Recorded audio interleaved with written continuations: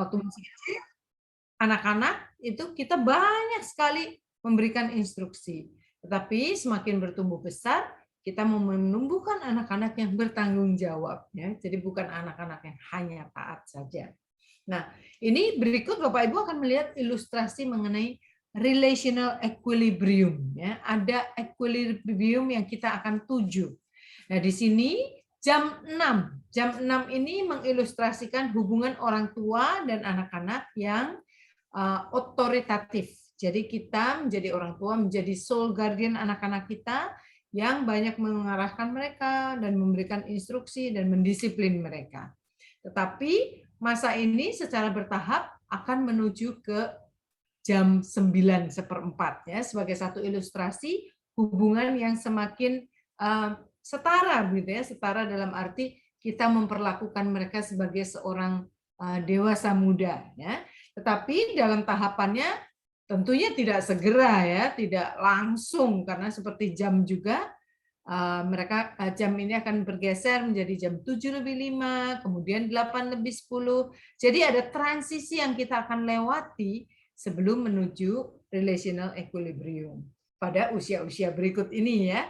Jadi usia 5 tahun kita belajar di Growing Kids Coach Way, kalau kita memberikan instruksi, kita berikan alasan moral yang praktis ya. Kemudian di usia 10 tahun kita mulai berdialog dan juga mulai mendengarkan masukan-masukan mereka dan lebih membesarkan mereka dengan pengaruh. Artinya kita kalau menuntut sesuatu dari anak-anak, anak-anak juga melihat bahwa kita melakukan hal itu ya.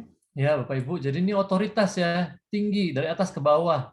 Ini enggak ya, maka di preteen ini kita mulai melalui ini bergeser ya. Maka sekarang kita lihat ya yang berikutnya ya. Ya, jadi saat anak-anak kita sudah menunjukkan bahwa mereka bertanggung jawab. Tadi kami sempat sentuh sedikit ya, karena waktu di kids kita menekankan disiplin, tetapi di masa pra-remaja ini kita mulai mentransisikan tanggung jawab, terutama tanggung jawab hal pribadi terlebih dahulu. Nah, otoritas kita mulai nggak kelihatan gitu ya, karena waktu masih kecil kalau diminta lakukan sesuatu, anak-anak kalau ditanya kenapa, kan mama yang bilang atau papa yang suruh ya. Tetapi kita mulai memimpin dengan otoritas sebagai latar belakang ya, sebagai panutan, sebagai teladan, sebagai role model yang mereka bisa lihat ya. Jadi kalau masih anak kecil kita bilang papa bilang begitu. Pokoknya begitu. Nah, ini nggak bisa kalau udah umur 7, umur 8, umur 9, umur 10. Kalau masih seperti gitu, itu otoriter namanya. Dan nggak membangun hubungan yang semakin menuju ke relational equilibrium tadi. Tapi ini proses ya.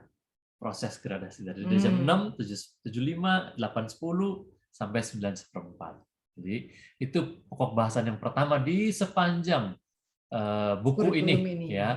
Nomor 2. Pokok bahasan yang kedua yang kita akan bahas adalah untuk menantang atau mendorong ya, mendorong lebih kita semua untuk terus mempertahankan standar. Karena apa? Kita bisa melihat waktu anak-anak masuk usia pra-remaja, kayaknya kalau kita ngomong satu kalimat, mereka jawabnya banyak gitu ya.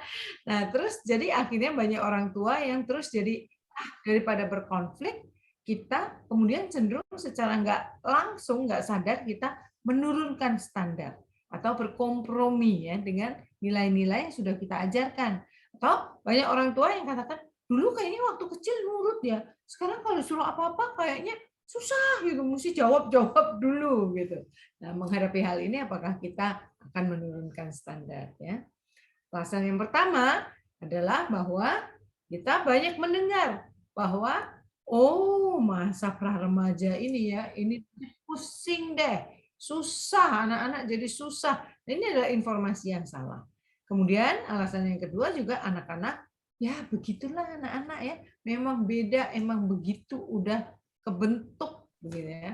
Nah, jadi hal ini yang kita akan bahas di sepanjang kurikulum untuk menantang dan memberikan dorongan kepada kita. Iya, kalau kita belajar ya secara alkitabiah, terus nanti kita membahas juga teknik-tekniknya secara praktis sehari-hari, maka kita nggak mengiyakan informasi-informasi seperti ini. Kalau kita Orang tua Kristen yang kita belajar bilang, oh iya ya, oh pasti susah ya, oh iya ya, oh anak-anak tuh bandel ya kalau remaja ya, oh anak-anak tuh melawan ya gitu. Terus kita iyakan, ya itu terjadilah ya dalam keluarga kita ya. Maka yang dikatakan di buku ini adalah kita tuh sering nggak siap mengalami perubahan dari anak-anak yang bagi orang tua yang nggak belajar jadi mengejutkan. Ih, kok gitu sih? Maka terus orang tua ngecap, rebel nih, anak remaja tuh pasti ngelawan gitu selalu. Begitu ya. Karena apa? Karena sebetulnya kita nggak siap. Kita siapnya jadi orang tua dari anak-anak, kids. Begitu ya. Tapi sesuai dengan ayat tadi, waktu dia bertumbuh, kita harus bertumbuh lebih dulu. Terutama di dalam kasih ya. Sehingga banyak juga orang tua yang kemudian waktu anak-anak masih usia pra-remaja ini banyak sekali melakukan sesuatu atau mendisiplin atau memberikan aturan-aturan karena rasa takut atau juga karena khawatir. Nanti gimana? Apakah terus ngecekin HP-nya ataukah terus kita memastikan mereka melakukan satu hal karena dilandasi dengan rasa takut dan khawatir. Ya, jadi itulah dorongan atau tantangan dari pelajaran ini supaya kita siap dan kita nggak takut ya. 1 Yohanes 4 ayat 4, roh kita lebih besar daripada roh apapun dan kita mau membesarkan anak-anak kita yang dikasih Tuhan pada kita ya. Nah, sekarang nomor 3. Nah, yang ketiga juga untuk sesudah Bapak Ibu mengerti, maka kita bisa menerima masa transisi ini ya, karena pada masa transisi ini betul-betul adalah masa kritis ya usia pertumbuhan anak-anak. Jadi mereka perlu sekali untuk dapat merasa diterima dan dimengerti. Dan banyak hal yang berubah dan itu pun menuntut perubahan kita ya. Jadi sekali lagi seperti tadi kita bahas di poin yang sebelumnya, kita perlu bertransisi dari otoritas kepada hubungan dan pengaruh. Ilustrasi jam tadi ya. Nah, kalau dikatakan ini masa kritis, maksudnya gini ya, ini bukan masa yang yang susah, yang pasti akan banyak masalah, bukan. Tapi disebut kritis itu karena usia pertumbuhan anak tuh. Dia mau pindah dari anak-anak ke remaja. Nah, ini proses yang kalau kita nggak belajar dan kalau kita nggak berubah dan kita nggak bertransisi, kita tetap aja pakai otoritas, nggak mengembangkan hubungan dan pengaruh, maka dia nggak akan jadi matang, dia nggak jadi dewasa, dan kita nggak bisa membawa dia kepada kedewasaan di dalam Kristus. Maka kita lihat ini 4 fase dalam membesarkan anak. Ya, fase disiplin 0 sampai 5 tahun umur anak. Kalau anak 6 sampai 12 tahun itu masa training. Kita melakukan training. 12 sampai 13 sampai 19 itu coaching. Dan lebih dari 19 tujuannya adalah menjadi sahabat. Ini kira-kira pembagiannya seperti gini ya. Nah, jadi Anda lihat itu. Kalau di ini ada satu grafik otoritas yang tinggi waktu di umur anak-anak masih kecil. Kita pakai otoritas, pokoknya kita bilang harus, tidak boleh, dia harus nurut. Kita udah belajar di Growing Kids God's Way, ya. Tapi seiring dengan bertumbuhnya anak-anak, garis ini harus menurun, ya, digantikan dengan lengkung garis yang berikutnya yaitu pengaruh. Maka ini menurun, pengaruh kita menaik, teladan kita menaik, kita mengembangkan hubungan di umur ini. Nah, ada umur 12 ini namanya transisi. Kita mentransisikan ya. Kalau di bangsa Yahudi itu dilakukan bar mitzvah ya, upacara bahwa anak itu udah langsung jadi orang dewasa. Gitu ya. Nah, kita juga harus bertransisi. Tadi Bu Rina mengatakan kita memperlakukan mereka sebagai orang dewasa. Itulah tadi relational equilibrium tadi, gitu ya. Nah, banyak orang tua nggak ingat ini, maka terus otoritasnya nih manteng begitu ya, dan itu membuat hubungan jadi nggak baik dan kita nggak bisa mematangkan mereka, ya.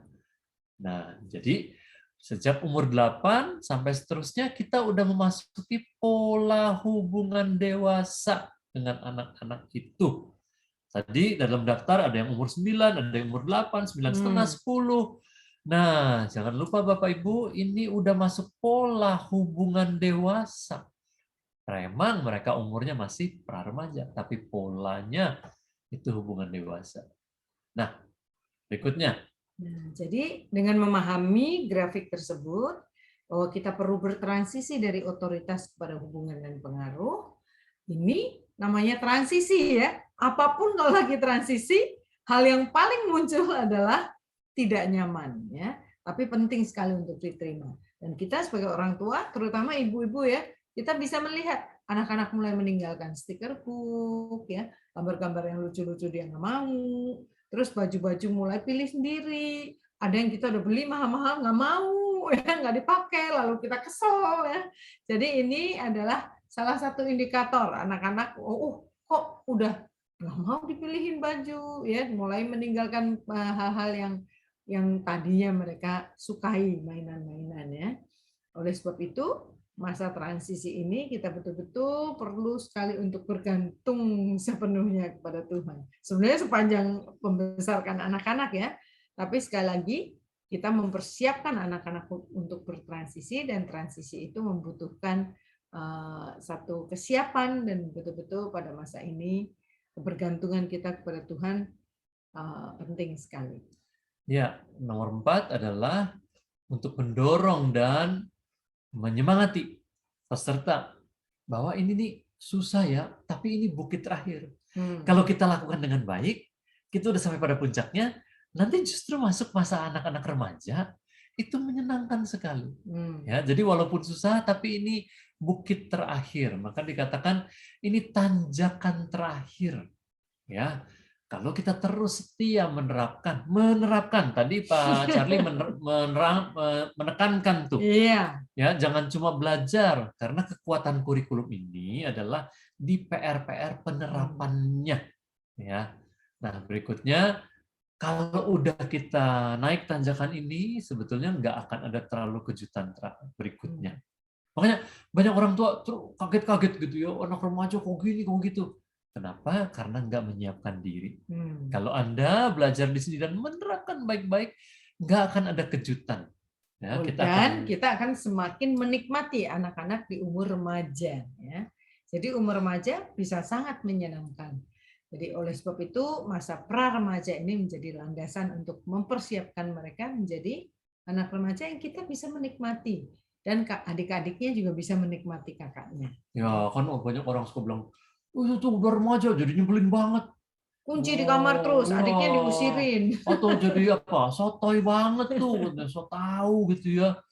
Nah, ini adalah cap-cap yang diberikan orang tua yang sebetulnya nggak perlu.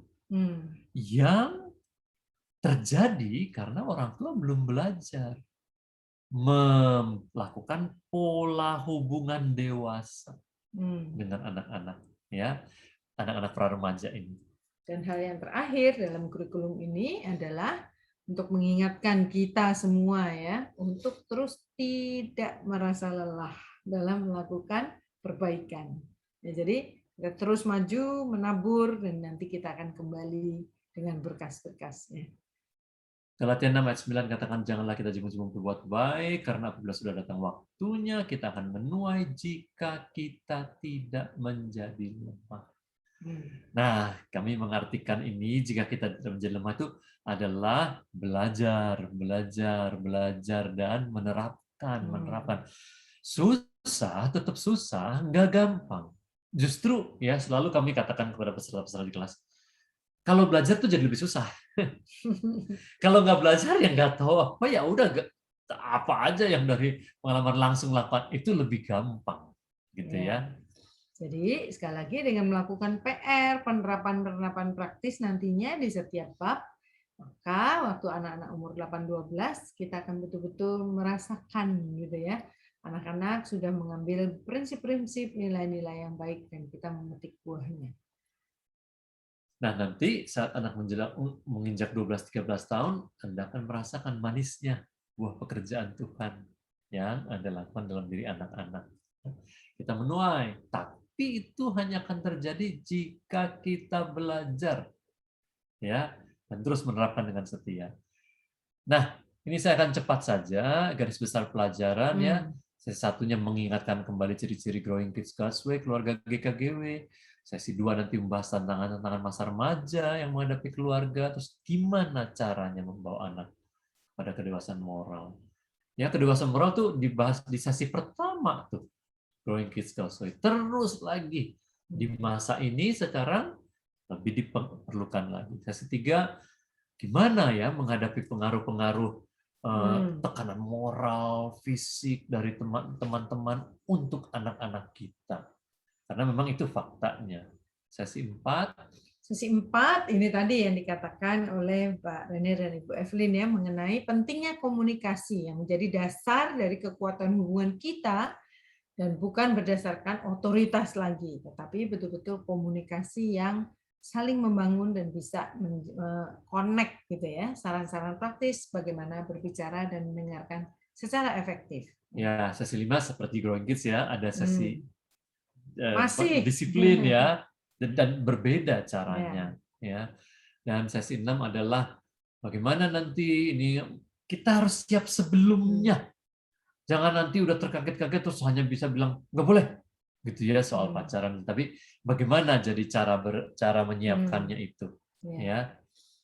Nah, kemudian di buku Anda sambil mengisi ya di buku isian Anda ya. Kemudian lihat itu pembahasan kembali ya, karena buku Middle Years ini mengasumsikan hal-hal yang di Growing Kids itu sudah diterapkan. Yang pertama, ya melakukan coach time itu ya, couch time itu sofa ya, waktu sofa, ingat di Growing Kids. Ya, kemudian bahwa ayah masih menerapkan prinsip-prinsip mandat ayah ya, sesi 4. Ya, kemudian juga sesi 3, bahasa kasih anak tuh Anda udah tahu. Penting sekali untuk masuk ke masa pra-remaja ini dengan pengetahuan ini. Kemudian juga bahwa kita secara konsisten memberikan alasan moral. Kenapa harus demikian ya, etika demi sesama. Yang Ya, kita itu sesi 1 pelajari di ya. Growing Kids. Dan juga proses naik banding udah digunakan di keluarga. Itu sesi 16 di Growing Kids God's Way. Kemudian juga ada 15 ciri keluarga sehat ya yang di Growing Kids God's Way itu dibahas yang dimiliki oleh anak-anak remaja. Nah, ini untuk daftar periksa supaya jangan kita masuk ke tahap berikutnya tapi belum menerapkan yang Growing Kids God's Way. Jadi ini pelajaran yang di Growing Kids God's Way itu jangan dilupakan tapi terus diterapkan lagi karena ini jadi ciri-cirinya nih, contoh-contoh. Yang pertama adalah anak-anak itu punya nilai utama yang ditaati oleh seluruh keluarga ya. Jadi mereka menyetujui dan kemudian menerima nilai yang utama di dalam keluarga kita. Dan mereka tahu bagaimana harus berkomunikasi satu dengan yang lain, komunikasi yang baik ya. Kita udah bahas banyak sekali di Growing Kids God's Way. Kemudian juga anak-anak memiliki kita orang tua yang tidak takut untuk mengatakan, oh mami salah, dan bisa minta maaf ya. Karena bahas hal ini lebih penting lagi di umur anak-anak pra-remaja dan remaja. Anak-anak kita tahu bahwa kita bukan malaikat. Dan anak-anak ini di umur ini lebih menandai kita kalau kita munafik. Artinya kita ngajarin, tapi kita nggak lakukan. Itu dia lebih sensitif. Ya. Kemudian juga mereka para orang tua kita memiliki anak-anak remaja yang dapat menangani jawaban tidak dari orang tua. Kita ingat ya, ini berhubungan dengan appeal, dengan naik banding tadi. Jadi kalau kita tidak izinkan dengan alasan apapun, mereka bisa menerima hal itu. Iya, dan ini bersumber dari perketaatan sesi 9 di Growing Kids God's Way ya. Kemudian memiliki orang tua yang mudah didekati tentang dosa-dosa si anak, begitu ya. Jadi dia nggak takut gitu loh untuk ngomong apa aja kesalahan mereka. Nomor 6 bahwa mereka menjaga pernikahan sebagai prioritas dari kesehatan keluarga. Ini adalah bab kedua, awal yang benar ya. Kemudian juga kita menyediakan waktu untuk bersama-sama ya. Di Growing Kids dibahas banyak sekali untuk main bareng sama anak-anak dan juga saling menghadiri acara-acara keluarga yang istimewa. Sesi 17 itu di Growing Kids God's Way. Nomor 8 nggak takut kita masuk masa remaja karena kita udah diperlengkapi di Growing Kids, kemudian diperlengkapi lagi untuk preteen. Jadi jangan takut. Memang ada kesalahan-kesalahan kita akan lakukan, tapi semakin banyak kita menerapkan, semakin kita siap untuk masuk ke masa anak-anak remaja kita.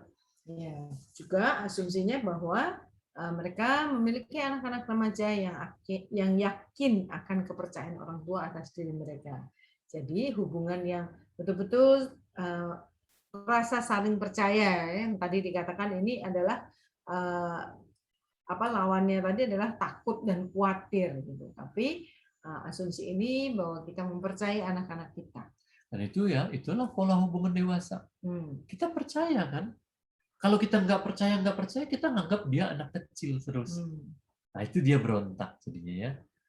10 adalah memiliki anggota keluarga yang setia satu sama lain karena loyal, kitaisme ya di bab 1. Bab 17 ya juga ya.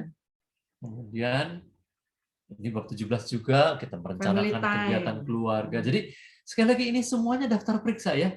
Ini sebenarnya menunjukkan PR dari bab-bab di Growing Kids Gospel. Sehingga waktu Anda masuk ke middle years ini, lihat lagi yang mana lagi nih yang perlu dilakukan gitu. Supaya nanti tenang masuknya itu jam 6, jam 7 lebih 5, 8 lebih 10 itu tenang masuknya enak. Ya. Nah, yang ke-12 mereka lebih mengutamakan untuk menyelesaikan konflik daripada menghindari. Ya, penting sekali menghadapi hal-hal yang perlu diselesaikan. Dan juga memiliki rasa tanggung jawab seluruh anggota keluarga. Ada bagian-bagian di sesi karakter di Growing Kids, kita juga membahas untuk anak-anak mengambil bagian dalam tugas-tugas rumah tangga.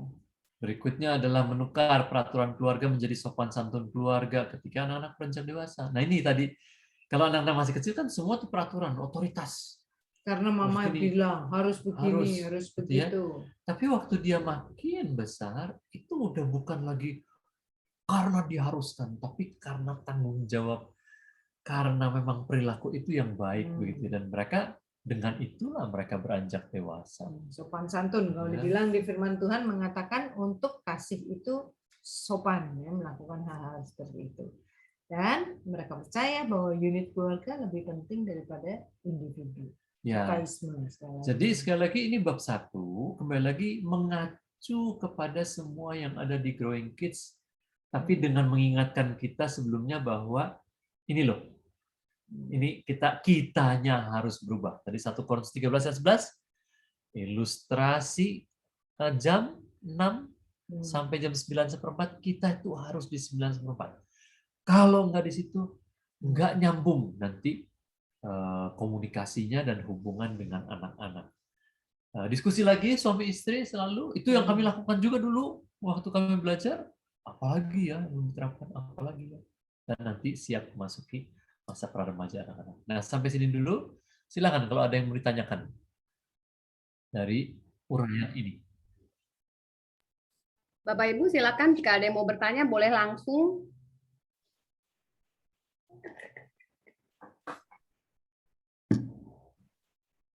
Silakan Ibu Natasya.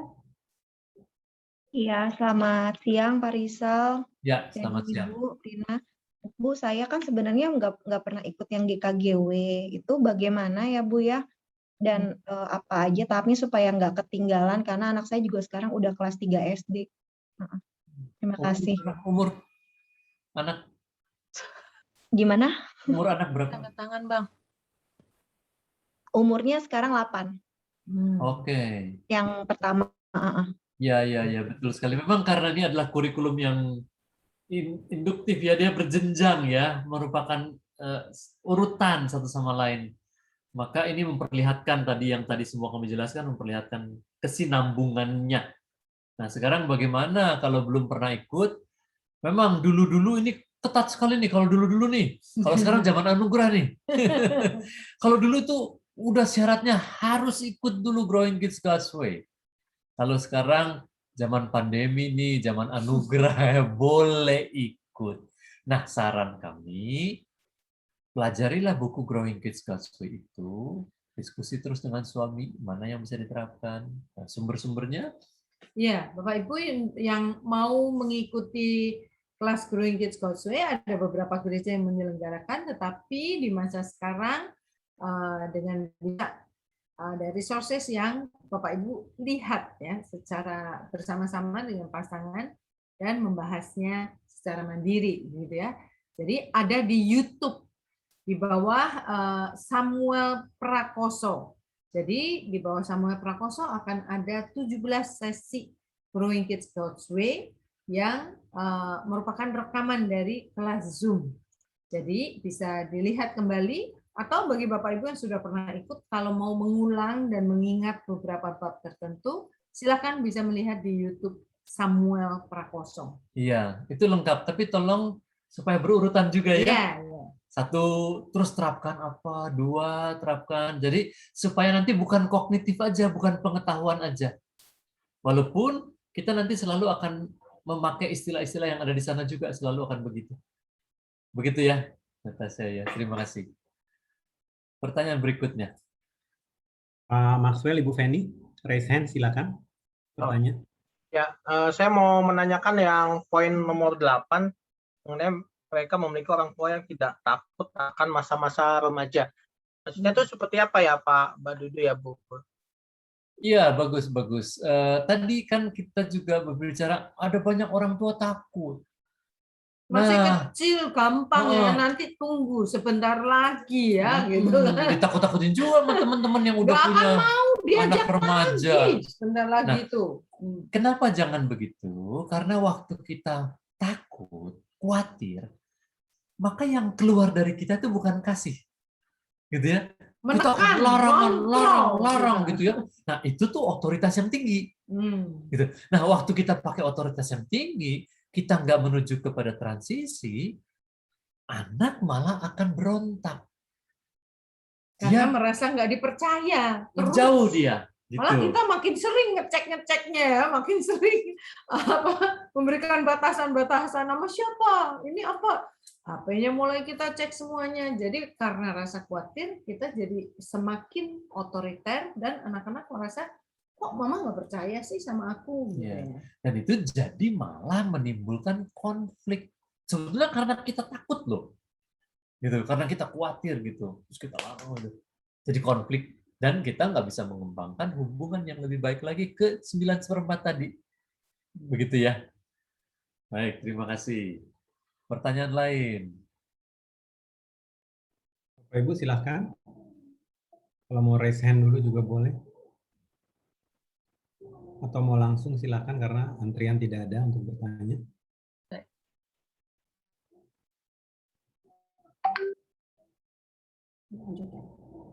Silakan lanjut Pak Rizal, Ibu Rina. Ya, baik. Kita lanjutkan ya. Jadi itu tadi merupakan masa remaja segera tiba ya. Nah, baik, sekarang adalah masuk bab 2. Ya. Bab 2 ini kita akan membahas secara lebih spesifik adalah peran otoritas yang nggak terlihat tuh yang kayak gimana sih gitu ya. Mulai transisi ini apa sih bedanya dari kanak-kanak masuk ke pra-remaja dan mempersiapkan mereka dalam transisi. Secara realnya dan secara praktisnya seperti apa transisi itu? Yang pertama ya, ini obedience, sebelah kiri, ketaatan. Ini submission, penyerahan diri sebelah kanan. Nah, inilah ya, kalau kita udah bahas sebetulnya di Growing Kids juga ya. Ini adalah hupakuo dalam bahasa Yunaninya di Efesus 6:1, berbaris di bawah kepemimpinan karena kewajiban untuk budak, untuk tentara, untuk anak. Dan ini ada membentuk hubungan yang otoritatif. Harus. Nggak boleh. Jangan gitu. Itu ketaatan. Tapi kalau udah submission itu hupotasso, ya, berbaris di bawah kepemimpinan karena kesetiaan, karena kerelaan. Ini memupuk hubungan yang saling percaya. Nah, itulah kita akan membawa anak kita bertransisi. Tapi bagaimana membawa anak kita bertransisi adalah kitanya yang bertransisi. Nggak memaksakan itu sebagai ketaatan mereka. Seperti waktu mereka di umur 4, umur 3. Sekarang udah bukan masanya begitu. Gitu ya. Itu adalah It's all about relationships of love and respect. Semuanya tentang hubungan ya dengan dasar kasih tadi 1 Korintus 13 dan respect. Kita respect ke anak, anak respect ke kita. Gitu ya. Maka kembali ke diagram tadi, transisi ini dikatakan bahwa dengan apa Anda memimpin anak-anak praremaja dan remaja Anda? Kuasa otoritas atau kekuatan pengaruh, gitu ya. Kesalahan pengelolaan kepemimpinan orang tua akan sangat menentukan apakah masa remaja anak-anak dalam keluarga akan penuh damai atau gejolak. Kalau kita bertahan pakai otoritas terus tinggi, itu penuh gejolak. Karena anak-anak bukan masanya lagi diperlakukan demikian. Tapi kalau kita kepemimpinan kita berdasarkan pengaruh dengan teladan. Contoh misalnya ya, HP deh, HP. Gitu ya. Kalau kita minta dia minim HP, dia lihat nggak kita juga minim HP? Kalau kita hanya harus-harusin gitu ya dia berontak. Berikutnya, otoritas itu dipenuhi dengan kasih. Gitu ya. Dan kasih itu muncul dalam bentuk otoritas saat anak-anak masih kecil dan bergeser jadi pengaruh saat anak-anak tumbuh jadi praremaja dan remaja. Ya, jadi kita bisa jadi panutan anak-anak kita. Bahkan satu ilustrasi yang bagus ya, bahwa kalau kita ibaratnya ada seutas tali ya, ditaruh di meja. Kalau kita mau tetap dengan otoritas, sepertinya kita mendorong tali itu dari bawah, gitu ya. Tapi kalau kita mau memberikan teladan, kita seperti menarik dari depan. Jadi itu akan jelas sekali dan anak-anak melihat teladan dalam kehidupan kita. Kalau di Pak Ki Hajar Dewantoro ya, seorang pendidik, dikatakan bahwa itu ya falsafahnya Tuturi Handayani. Jadi di depan memberikan teladan, di tengah mendampingi, dan di belakang memberikan dorongan semangat. Nah, itulah masa transisi dan kita banyak sekali memberikan dorongan semangat. Ya, sekarang kita lihat satu ilustrasi yang lain ya, untuk kita gimana sih transisi? Gimana sih dari jam 6 ke jam 9:04 itu? Adalah pendekatan ya. Kalau pesawat itu ada approaching kalau dia mau mendarat tuh. Nah, kalau pesawat mau mendarat, biasanya dia akan berhubungan dengan tower, ya. Kemudian tower akan memberikan banyak sekali informasi kecepatan arah angin, awan, ketinggian, dan lain sebagainya, dan akan memberikan tanda siap dan apa yang harus dilakukan. Itulah adalah control tower ya, yang akan memberikan informasi-informasi tersebut. Tetapi yang membuat pesawat itu mendarat adalah pilotnya, ya, bukan tower yang memberikan informasi tadi. Nah, jadi namanya air traffic controller itu dia memandu saja, ya. Nah, sama nih kita orang tua. Kita masuk di fase itu memandu, bukan harus kasih tahu semuanya. Nah, sekarang siapa yang mendaratkan? Pilot. Ya, bukan si petugas air traffic controller itu, bukan. Nah, sama juga begitu ya. Panduannya lengkap. Tadi panduan tuh 15 tanda keluarga yang sehat. Itu tuh jadi lampu-lampu landasannya ini. Begitu ya. Mereka siap untuk menjadi seorang dewasa muda. Nah, Approaching, landing sebagai seorang yang dewasa muda. nah, pendaratannya itu bukan nanti di usia 17-18. Gitu ya. Sekarang tuh usia 10, 11, 12 sehingga nanti waktu dimasuk masa remaja itu udah enak banget ya. Nah, jadi apakah pendaratan akan mulus atau sedikit goncangan? Tergantung dari kerjasama yang baik antara kita orang tua dengan anak-anak kita. Kalau kita sebagai petugas air traffic controller ya, terus kita campur tangan, kita mau ada di kokpit, gini dipegang gini aja, begitu ya, maka itu enggak pasti pesawatnya terombang-ambing, wah, karena berebut. Coba contoh-contoh. Contoh secara praktis gini ya, waktu anak-anak usia 8, 9, ini kan rentang pra-remaja itu dari 8 sampai 12. Tentunya waktu umur 8, 9 berbeda dengan yang udah umur 10, 11, 12 ya. Nah, kalau 8-9 kan mungkin masih umur SD kelas 3, kelas 4 gitu ya. Nah, kalau umur SD kelas 5 dan 6 itu tentunya lebih banyak hal yang bisa ditransisikan. Nah, kalau kita mentransisikan, namanya transisi, itu adalah secara bertahap. Jadi kita memberikan satu tugas tanggung, terutama untuk hal-hal yang menyangkut tanggung jawab pribadi. Apakah dalam sekolah, apakah dalam kebersihan, menjaga kebersihan tubuh, ataukah kerapian kamar, dan hal-hal yang menjadi tanggung jawab pribadi dia dulu nih, yang kita mau supaya dia bisa melakukan dengan baik. Nah, kalau misalkan yang sederhana deh, keramas rambut dan sisiran ya. Ada anak-anak yang kalau selesai mandi itu kagak sisir gitu. Terus kita suka marah, ingetin lagi. Nah, bagaimana kita mentransisikannya adalah mendiskusikan bagaimana dia bisa bertanggung jawab sebagai seorang muda untuk personal hygiene gitu ya.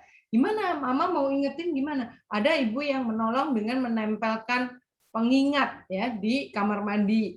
Jadi sebelum keluar dia akan lihat di kaca, akan ada checklist apa yang dia sudah lakukan atau belum ya. Jadi checklist itu menolong supaya bukan kita tanggung jawabnya, bukan kita yang mikirin udah ini belum kamu, udah itu belum, tetapi tanggung jawab berpikir, proses berpikir ada di anak tersebut ya. Contoh yang kedua, kalau dia mau main gitu, aku boleh nggak main di kompleks, mau main sore hari. Nah biasanya kita sih kontrol tower yang kamu PR udah belum, ini bajunya udah dirapiin belum, tugasnya ini udah belum, jemuran apa semuanya yang kita menjadi tugas dia, kita yang mengingatkan dan kita yang mikir gitu ya. Tetapi di masa transisi ini semua hal-hal tanggung jawab pribadi itu kita bisa bungkus menjadi satu pertanyaan, apa kamu udah boleh melakukan hal itu. Jadi anak itu akan mikir, udah boleh belum ya? Aku udah lakukan ini, Mak. Ini aku udah lakukan, Nah, proses berpikir dan checklist itu ada di dalam diri anak tersebut.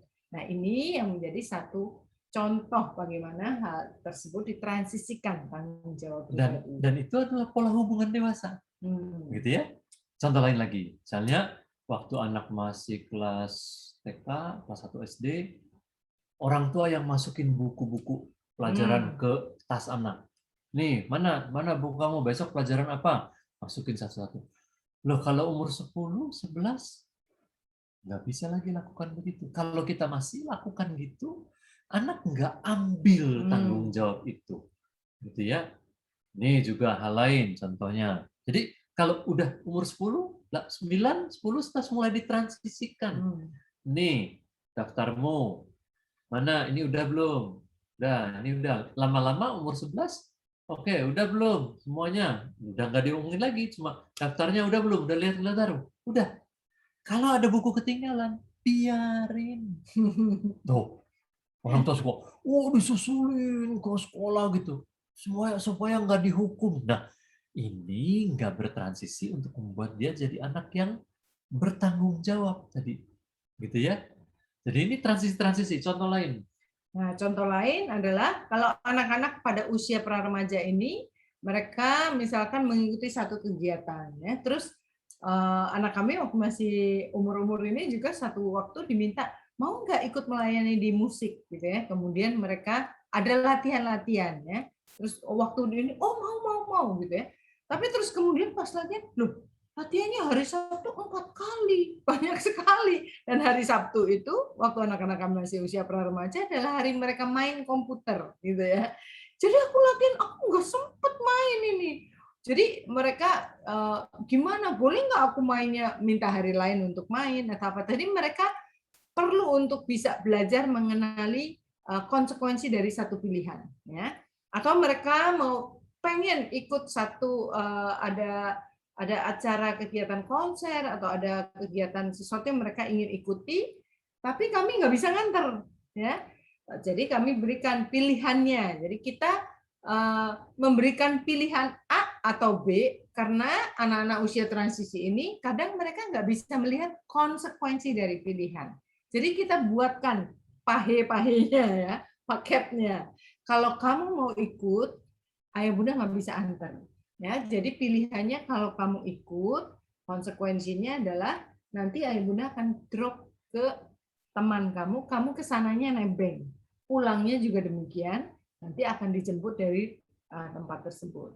Atau kalau anak tersebut di usia udah 11-12, kita katakan, kamu kalau ayah bunda nggak bisa antar, kamu tanya teman kamu bisa ikut siapa? Atau tanya dengan tetangga kita yang kamu bisa ikut untuk berangkat ke sananya dengan siapa? Kita kasih tugas dia supaya dia bisa mencari informasi. Ya. Itulah contoh-contoh mentransisikan. Sekali lagi. Jadi bukan kita yang, oh yaudah semua disiapin.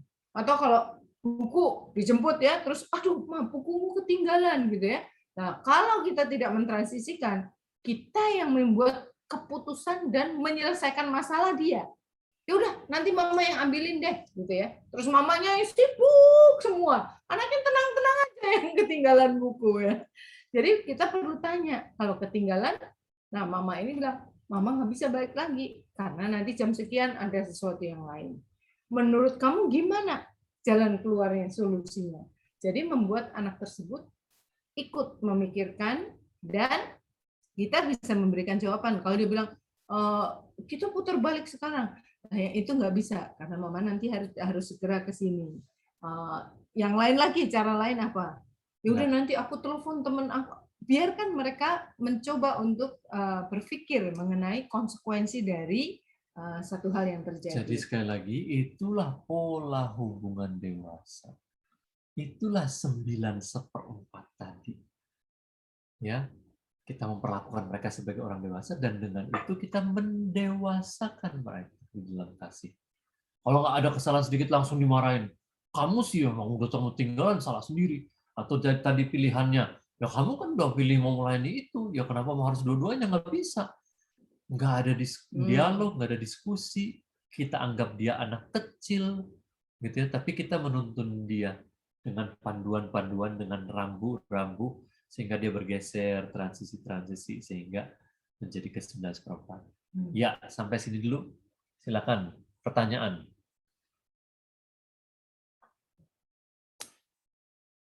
Stop dulu. Bisa lihat. Bapak Ibu silakan jika ada yang mau bertanya. Adakah yang mau bertanya? Sepertinya cukup jelas Pak Rizal Ibu Rina sampai bagian ini. Pasti ada pertanyaan. Kayaknya sudah tanya. Ya, nggak mungkin nggak ada pertanyaan. Bapak Ibu, ayo jangan malu-malu. Silakan. Oh, oke, Bu Nidia silakan. Silakan. Selamat sore Pak Rizal, Bu Rina. Selamat. Kami memiliki anak seorang putri umur 9 tahun. Saat ini sih kalau menurut saya sudah mulai menerapkan transisi itu supaya dia lebih bertanggung jawab dan sadar akan konsekuensi yang didapatkan gitu. Tapi yang saya lihat anak saya itu misalnya saya udah mulai nggak mengingatkan dia lagi kalau ada PR atau apa, karena kan dia udah tahu jadwalnya PR-nya, submit-nya kapan. Nah, tapi ketika saya nggak ingatkan dan dia lupa mengerjakan PR-nya, berarti kan dia akan dapat konsekuensi, dapat teguran dari guru gitu ya Pak. Tapi dia tuh cenderung cuek gitu, masih nggak apa-apa kok gitu, masih bisa disubmit lagi kata teacher. Nah, selalu seperti mungkin bisa dikatakan menganggap remeh atau bagaimana gitu Pak. Nah, saya mohon saran bagaimana menghadapi anak yang seperti itu. Terima kasih Pak. Betul. Waktu kita mentransisikan, kadang-kadang masih ada yang misuk-misuknya gitu ya. Tetapi itu menjadi proses pembelajaran. Dan kadang-kadang kita lihat, kok kayaknya nggak khawatir ya dia ya. Yang lebih khawatir mama nih yang lebih khawatir. Nah, waktu kita mengambil kembali tanggung jawab itu jadi ya udah deh, kita yang terus ngingetin lagi, ya jadi kembali lagi menjadi tanggung jawab kita, gitu ya. Jadi waktu transisi itu terjadi dan mulai diberikan, ada waktu jatuh, gitu ya, hal itu nggak dilakukan. Terus ada konsekuensi yang kayaknya dia nggak apa-apa juga. Lalu apakah kita akan biarkan terus jadi dia selalu nggak buat tugas, atau kan kita nggak ingin anak-anak kita nggak apa namanya, kita ingin anak-anak tetap bisa berprestasi dan bertanggung jawab melakukan tugas-tugasnya. Masa didiemin aja? Tentunya enggak ya. Kita bisa mengevaluasi secara periodik ya. Bagaimana, apakah jadwalnya ataukah seberapa sering dia kelupaannya.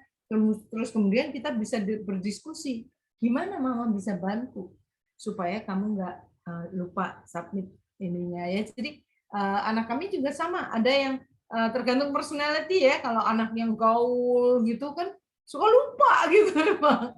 Nah, kita sepakat untuk bisa mengevaluasi misalkan seminggu sekali gitu ya. Seberapa kelupaannya, seberapa sering. Karena dengan evaluasi secara periodik, mereka akan makin baik dari waktu ke waktu.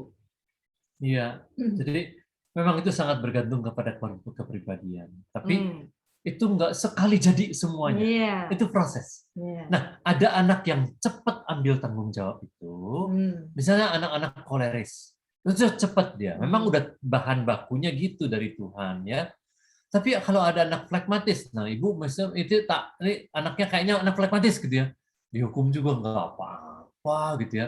Nah terus si orang tua melankolis gitu ya, makin marah lah digituin gitu. Kok nggak apa-apa sih dihukum, gimana sih, nggak bener kamu. Nah tapi dengan proses begitu dia nggak jadi dewasa. Nanti kita bahas. Ya sekarang ini Miss ini mungkin baik ya. Ada nggak guru yang lain? Semua guru nggak gitu. Belum tentu juga. Nah, kalau kamu nanti ketinggalannya ya, misalnya sama si guru yang Miss itu, gimana menurut kamu konsekuensinya? Kalau dia bilang, ya nggak apa-apa sih, aku juga berani. Itu adalah anak yang kita juga suka ya sebagai orang dewasa ya. Tunggu sampai Tuhan ngajarin kita dengan keras ya. Gitu ya. Sistem kebut semalam waktu mahasiswa. Gitu kan? Nah, kadang-kadang kalau dia begitu terus, memang itu sifat dia yang belum bisa di umur ini nih. Gitu. Jadi kita berdoa supaya ada guru yang betul-betul tegas. Nah, sehingga dia betul-betul istilahnya ya kena batunya gitu. Tapi kita penting sekali. Jangan kalau udah gini, udah pasti kita nih, wah udah pasti diomelin gitu. Masa gitu nggak bener. Waktu kita balik jadi ngomelin, kita nggak bisa mengembangkan hubungan jadinya. Gitu. Begitu ya. Baik, terima kasih. Tuh, banyak yang resan tuh. Terima kasih Pak Rizal, Bu Rina. Terima kasih. Kristiadi selanjutnya sekalian memperkenalkan diri dan keluarga karena tadi belum sempat. Terima kasih. Belum terdengar suara. Ya. Oke, selamat siang Bapak Ibu semuanya. Maaf tadi ya sempat ada kendala teknis dengan jaringannya, jadi nggak sempat terhubung lagi ke Zoom. Jadi perkenalkan saya Kristiadi dengan istri saya Christine juga, cuma nggak keseret kamera ya. Jadi kita keluarga besar Bu ya Pak. Jadi ada 4 anak ya. 4 anak yang paling besar itu usia SMP kelas 2 ya, kelas 2. Dan yang nomor 2 itu yang ya umurnya 13 tahun ya. Umur berapa? 13? 13, kemudian yang kedua cowok ya 11 tahun, yang ketiga cewek umur 7 tahun, yang terakhir cewek umur 5 tahun. Mantap. Mantap. Ya. Jadi mau nanya ke Pak Rizal dan Bu Rina ya terkait dengan masa transisi tadi ya antara fase disiplin sampai ke fase kita training itu ya. Jadi seberapa besar sih atau mungkin efektivitas ya kalau kita menanamkan rasa tanggung jawab anak-anak lewat cara dengan reward and punishment. Ya.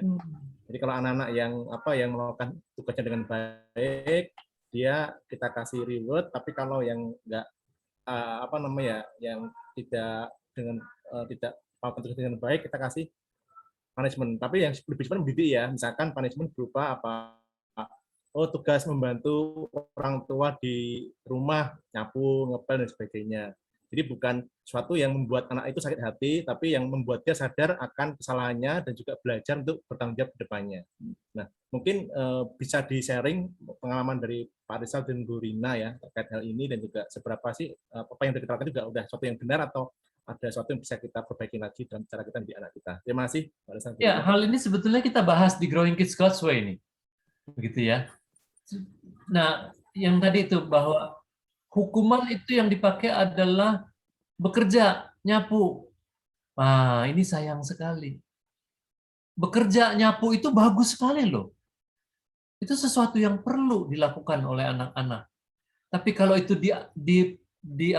diberikan sebagai hukuman, dia malah sebel sama nyapu itu. Nyapu itu asosiasinya adalah hukuman gitu. Jadi jenis hukuman yang dipilih itu nggak tepat.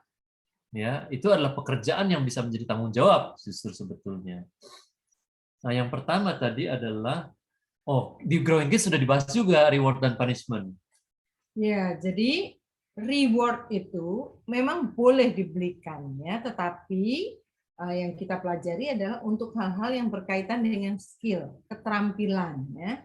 Kalau waktu di umur kids kan, apakah dia bisa berenang 1 lap, ataukah bisa sepeda tanpa roda samping, ataukah dia bisa Piano 1 lagu, 2 lagu. Ya, ataukah menulis waktu masih kecil mau warnanya nggak keluar garis dan lain sebagainya. Hal-hal yang menyangkut dengan motorik dan keterampilan boleh diberikan hadiah, reward ya, sebagai satu tujuan.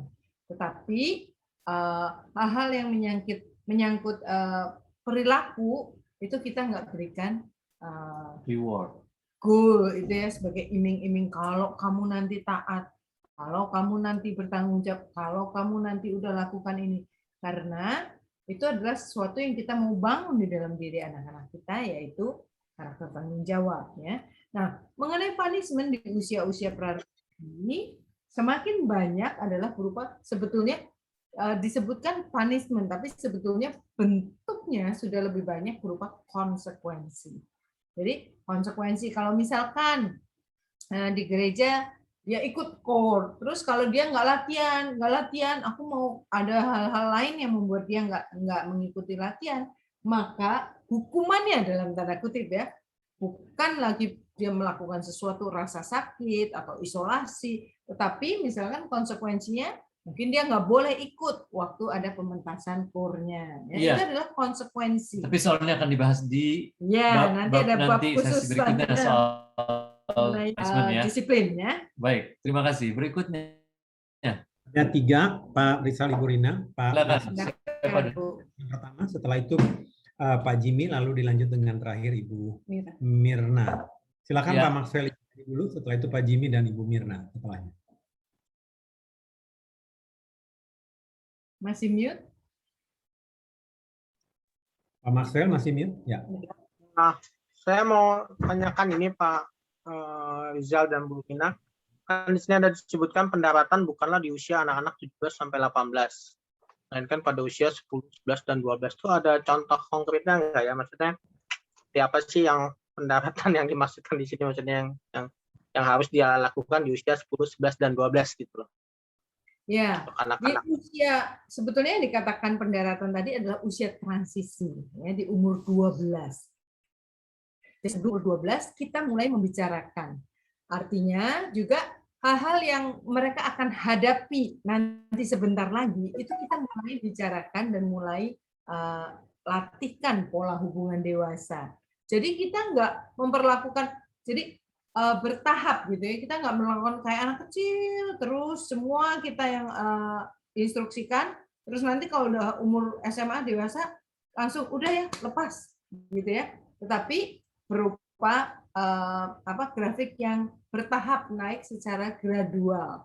Jadi bertahap kita mengajari dalam masa transisi, jadi nggak nunggu nanti yang pendaratan itu, tetapi bertahap gitu ya. Jadi kita nggak waktu masih anak-anak semuanya kita secara otoriter, terus kemudian sesudah dewasa sekarang ini urusan kamu ya.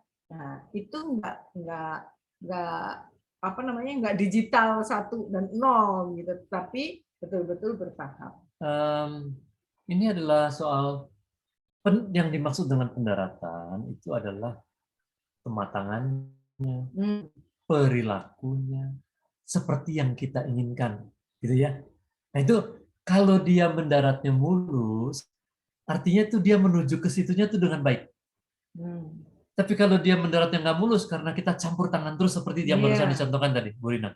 Kita selalu menentukan, kita selalu jadi pelindung dia gitu ya.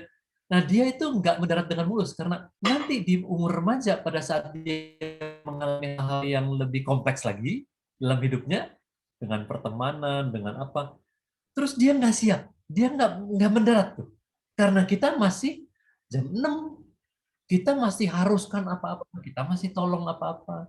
Nah contohnya banyak sekali. Tadi contohnya soal sekolah, gitu ya. Ini anak-anak yang belum ngerti soal dihukum, misalnya contoh balik lagi contoh tadi ya. Kalau dia ketinggalan, disusulin aja terus. Terus tiba-tiba SMA, anak sekarang kamu udah SMA ya, nggak disusulin lagi. Dia nggak siap, gitu. Dia belum bisa mendarat. Tiba-tiba dia belum dilatih, tiba-tiba udah harus ingat semuanya sendiri. Itu cuma satu contoh. Tapi nanti semua bidang kehidupan yang lain tuh gitu juga kalau kita nggak bertransisi menolong dia untuk mulai mendarat itu. Begitu ya. Oke. Kayak dilepas sedikit-sedikit gitu ya, Pak ya? Betul. Iya. Betul. Kayaknya harus diganti nih istilahnya, dilepas sedikit-sedikit. Iya.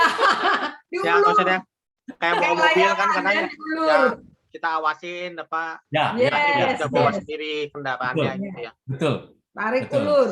Sama ini, kadang kan kita kalau masa remaja tuh banyak apa ya influence atau pengaruh dari teman-teman ya, terutama SMP gitu ya. Kan kuat banget tuh sampai SMA. Itu nanti di sesi berikutnya. Sesi 3. Oh, itu sesi 3. Iya. Sabar kawan. Siap.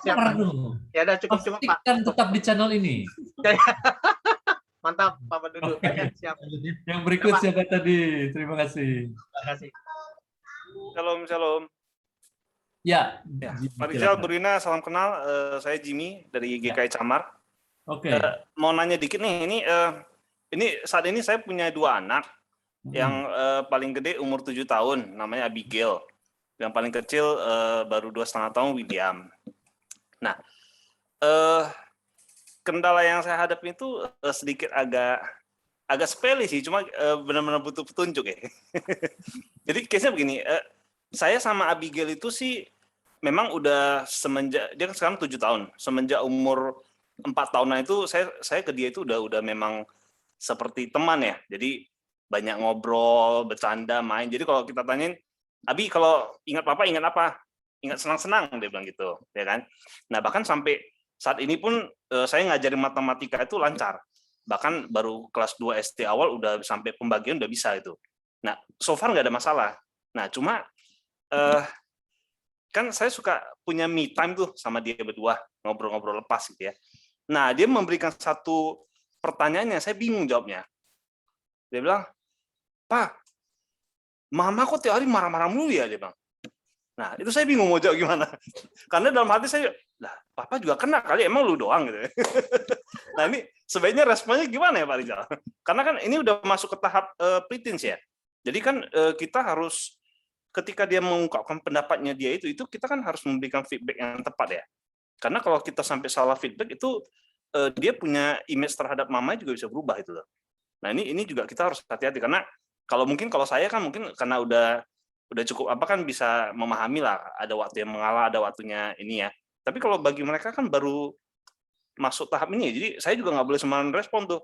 Karena kalau saya respon bisa ribet gitu. Silakan Pak Rizal minta bantuannya. Mungkin mama itu belum diajak me time, one on one sama papa. Ini yang saya suka ini, benar nih. Abigail diajak, mama diajak enggak itu, rutin dating. Me time-nya mesti dengan istri juga nih. Ya, tapi selain hal itu, kalau anak-anak menyampaikan, oh mama marah-marah gitu ya, kita dengarkan, apalagi kalau di waktu one on one tadi ya yang disebutkan Pak Rizal, di mana waktu itu menikmati mendengarkan tanpa koreksi gitu ya. Jadi dia bisa aman untuk berbagi apa yang ada di hatinya. Nah, jadi dengarkan. Lalu kami banyak sekali mendiskusikan. Kalau saya salah memperlakukan anak-anak, apakah saya nggak sabar ya? Karena sebagai ibu untuk anak-anak itu betul-betul masa yang sibuk, masa pertumbuhan ini. Mama oktopus saya bilang ya, kita urus segala macam dah ya. Bapak Ibu pasti udah tahu ya, mama itu dibilang ya supir ya, chef ya, semuanya udah. Jadi ada waktu-waktu memang kita betul-betul lelah gitu ya, dan kami banyak berdiskusi hal-hal apa yang bisa menolong supaya bisa berperan di dalam keluarga dan istri nggak kelelahan, atau punya, kalaupun bukan kelelahan tapi masing-masing kita itu punya hot button gitu ya. Kalau kita lagi kena hal itu jadi gampang emosional. Nah, buat kami betul-betul untuk bisa berdoa bersama-sama sebagai pasangan itu sangat-sangat menguatkan.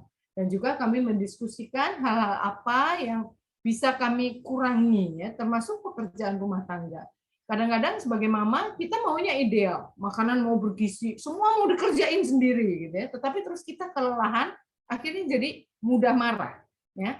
Apakah saya marah itu karena saya lelah, ataukah saya marah itu waktu saya crowded tempatnya, saya perlu waktu diem. Jadi kenalilah dan kemudian perlu punya hal tersebut, kebutuhan tersebut perlu dipenuhi sehingga kita bisa sering lebih waras.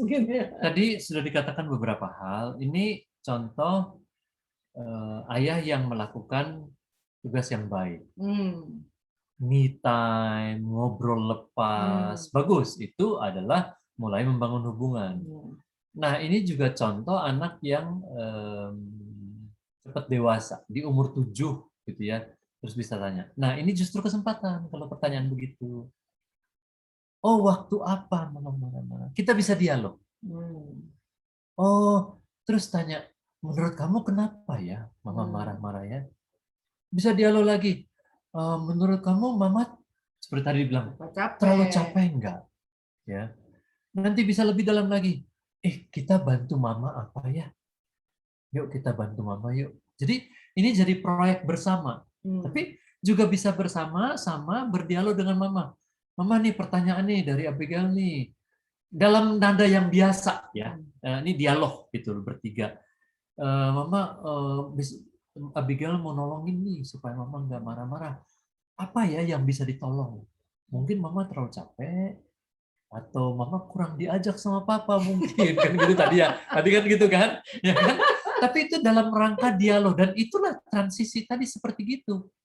Dan kalau bisa, oke, mama mau dibantuin ini deh. Nanti berikutnya jagain lagi. adik supaya adik. mama bisa lakukan hal lain. Atau mama sendiri kurang me time misalnya gitu. Mama perlu nih sehari setengah jam ada sendiri tanpa. Nah, kamu Abigail, kamu jagain adik supaya mama bisa lebih seger. Ya. Terus nanti lebih sukacita Abigail karena melihat mama itu menurun marah-marahnya, dan selalu anak-anak bisa lihat kemajuan kita orang tua dalam berbagai perilaku. Anak-anak bisa lihat. Begitu ya. Jadi selamat dating ya, Pak Jimmy. Dating. Jangan lupa. PR khusus. Terima kasih Pak Rizal, Ibu Mirna. Selanjutnya Pak Ibu Mirna. Ya, silakan. Ibu Mirna, silakan. Selamat sore Bapak Rizal dan Ibu Rina. Selamat sore. Saya Ibu Mirna dari Samarinda, Kalimantan Timur. Saya itu punya anak 3, yang 1 dan 2 itu sudah masuk masa tritin dia, 11 tahun dan 12 tahun. Yang satunya masih kecil, umur 3 tahun. Nah, yang mau saya tanyakan ini pertanyaan klasik untuk mama ini ya zaman sekarang gitu.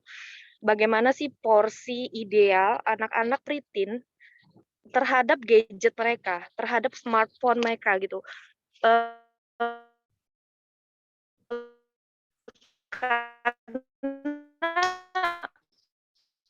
Maaf, sinyalnya apa di kami terganggu apa bagaimana ya? Karena something itu. Dari Ibu Mirnanya. Oh, coba boleh tolong diulang pertanyaannya? Tadi soal gadget, terus kenapa tuh?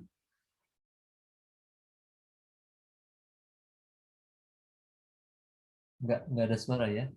terganggu, Bu Mirna. Halo, Bu Mirna bisa dengar suara kami? Atau Ibu Mirna kalau masih ada Videonya kesulitan, di mute, Videonya di dulu. off aja, videonya di off. Kameranya off. Halo. Suara aja, suara aja. Sudah bisa Pak, didengar Pak? Oke, ya. Iya. Sudah jelas ya Pak ya? Ya. Yang mau saya tanyakan, bagaimana porsi idealnya anak-anak peritin terhadap smartphone? Mengingat mereka ini kan sedang mau bergaul gitu ya. Iya, iya. Nah, Iya, oke. Soal gadget nih sebetulnya satu sesi sendiri ya.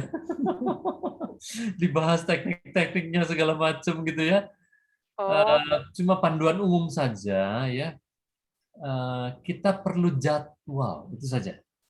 Ya, kita perlu jadwal. Jadi berapa jam sehari screen time atau batasnya di malam jam berapa itu perlu disepakati bersama antara orang tua dengan anak di umur ini ya. Satu, jadi jadwal penting sekali supaya kalau nggak ada jadwal tuh jadi beranteman terus. Nggak ada patokannya gitu ya. Tapi kedua yang saya ingin bahas adalah ini zaman pandemi. Betul. Yang udah berat untuk semua. Jadi soal gadget itu jadi memang naik dengan sendirinya konsumsinya. Jadi kita mesti ngerti juga soal itu. Jadi bermurah hatilah dengan jadwal tadi, tapi perlu ada jadwal yang beda antara weekdays dengan weekend. Gitu ya. Jadi itu aja yang perlu disepakati dengan anak-anak. Terutama yang kita bicarakan adalah jadwal untuk yang amusement, untuk yang game, untuk yang main-main. Karena zaman sekarang semua memang dilakukan secara online. Jadi mau ibadah, mau sekolah, dan lain sebagainya. Jadi untuk yang kita batasi dan sebagai refreshing untuk anak-anak boleh main game gitu ya dengan teman-teman. Sambil banyak game yang konstruktif dilakukan secara online, tetapi membatasi jadwal untuk yang entertainment dan amusement. Nah, beberapa orang tua juga malah mengarahkan yang game itu jadi soal-soal produktif. Ayo kita gali apa yuk bersama. Ayo kamu senangnya apa nih? Ada yang buat lagu, ada yang buat. Jadi bukan cuma nonton, bukan cuma main. Tidak konsumtif, tapi produktif. Melakukan sesuatu atau menyelidiki sesuatu lebih dalam tentang hal yang disenangi, misalnya senang hewan, terus belajar, senang tumbuhan, atau senang apa kan semua sekarang ada. Jadi mengalihkannya kepada hal yang produktif daripada sekadar gadget main-main. Itu adalah medianya, kontennya dulu apa. Gitu ya. Oke, terima kasih ya Bapak, Ibu. Ya, saya tutup dulu dengan satu slide terakhir untuk PR ya. Bu, untuk sebelum kita tutup, PR-nya adalah ini. Mengisi survei di halaman 9-14 tentang profil keluarga sehat. Ya, karena ini akan memberikan titik awal yang objektif untuk peningkatan selanjutnya. Dan tidak bermaksud untuk membesarkan atau mengecilkan hati orang tua nih ya, hasil profil ini nanti ya. Bukan untuk, aduh segini angkanya, aduh bagus nih, bukan. Tapi untuk jadi titik awal. Jadi tolong isi dengan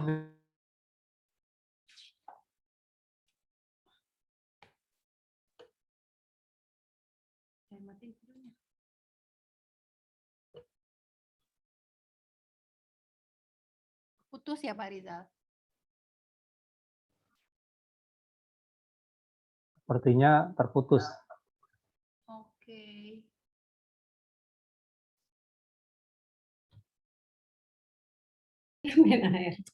Terputus ya? Terputus ya Pak Rizal ya. Kita tunggu sebentar, nanti kita admit lagi ya. Saya coba hubungin ya.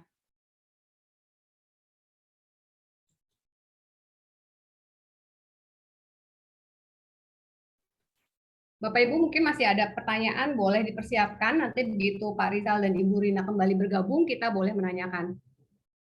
Terima kasih.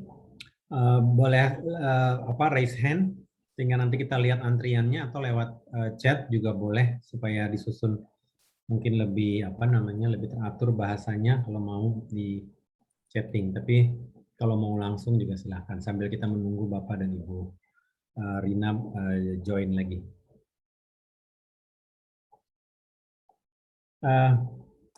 Jadi yang disampaikan oleh Pak Rizal dan Ibu Rina itu adalah isian yang ada di buku yang Bapak Ibu pegang, yang ada di halaman 9 sampai 14. Itu ada berapa pertanyaan? Total ada 15 pertanyaan. Nanti setiap pertanyaan itu ada penilaiannya dari 1 sampai 5 gitu.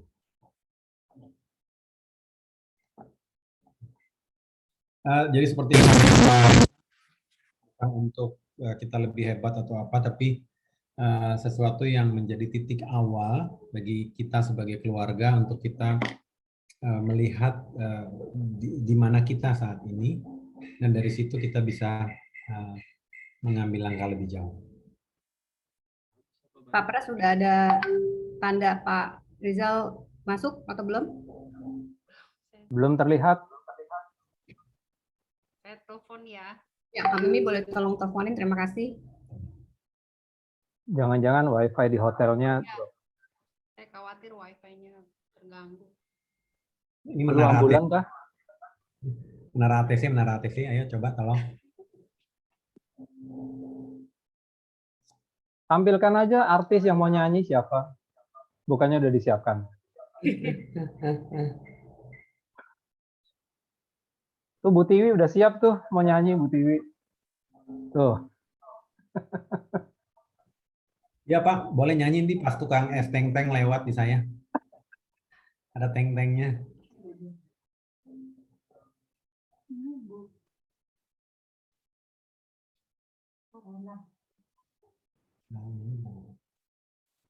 Atau sementara menunggu kalau ada yang mau sharing dari sesi pertama ini, hal apa yang baru teringat atau ada dapat pencerahan biar saling melengkapi. Atau kalau ada pertanyaan juga tolong disiapkan, karena kami waktu tahun kemarin itu join dengan 260 lebih parents gitu ya. Jadi mau nanya sampai takut-takut gitu ya. Dan beruntung kita nggak terlalu banyak juga gitu ya. Jadi bisa langsung bertanya.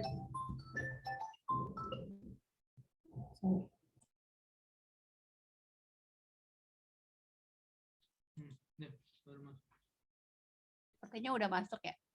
Ya, udah masuk ini. Pak Rizal dan Bu Rina. Bapak Ibu, maaf sekali. Ketendang. Kami ganti wifi-nya jadi. Tadi PR itu aja ya? Ya Pak, PR. Ya, oke, jelas ya berarti ya. Sorry banget nih. Ya. Ya, boleh saya yang halaman 9 sampai 14 lebih ulang sekali lagi. Yang isian halaman 9 sampai 14 soal buku tadi. Kami share screen lagi ya. Silakan Bapak Ibu.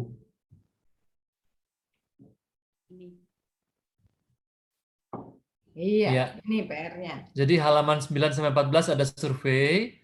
Silakan tolong isi dengan menggunakan salah satu anak saja, hubungan dengan salah satu anak yang udah preteen.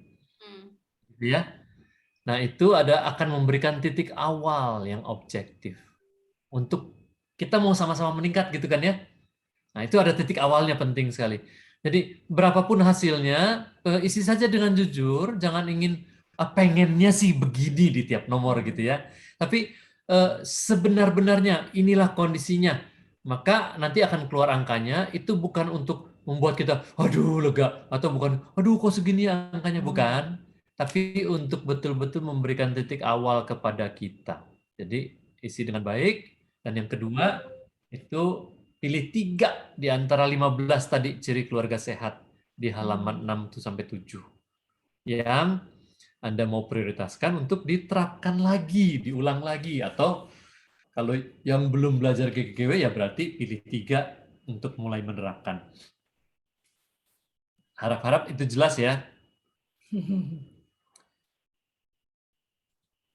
Baik, dari kami sekian. Saya kembalikan kepada MC atau kami tutup dalam doa? Silakan, terserah. Kami masih membuka forum tanya jawab. Boleh. Lalu Silakan. kemudian ya, untuk sesi hari ini nanti doanya akan ditutup oleh Pendeta Charlie. Ya. Ya, terima kasih. Ada Bapak Ibu yang mau bertanya? Kalau nggak saya nanya nih. Ya. Silakan. Saya mau nanya. Baik, kami duluan deh, boleh. Makasih. Pak Rizal dan Bu Rina, di rata-rata parents yang ikut kan anaknya ada 2, 3, bahkan ada yang 4 ya. Semangat, 4. Nah, berarti kan sebenarnya butuh perlakuan yang berbeda untuk tiap anak di satu lokasi, ya kan? Jadi kalau kita perlakukan yang preteen dengan rule yang seperti ini, nanti yang kids akan komplain kah gitu. Nah, kira-kira bagaimana saran praktisnya Pak Rizal dan Bu Rina, karena sekarang kan pandemi semua dirumahkan ya. Jadi kita rasanya juga harus kreatif memikirkan peraturan-peraturan ini buat si ini, buat si itu, buat si ini. Kalau anak ketiga ya, kalau anak keempat si itu, supaya yang preteen tetap diperlakukan seperti preteen, yang kids tetap kids gitu. Jadi yang kids tidak komplain, yang preteen tidak merasa meremehkan atau diperlakukan lebih tuntutan lebih besar atau begitu sih. Umur anak berapa aja? Kalau kami sih cukup 2, Pak. Yang satu 12, yang satu 11, yang satu 7. Kok ngomong cukup sih? Oh iya, cukup ya. Itu suami masih mau itu, Pak. Iya. Nanti kami rapat dulu, Pak Rizal. Oke. Yang cewek belum ada sih, Pak. Tuh kan. Ungkapan hati tuh yang sebenarnya tuh. Bener tuh.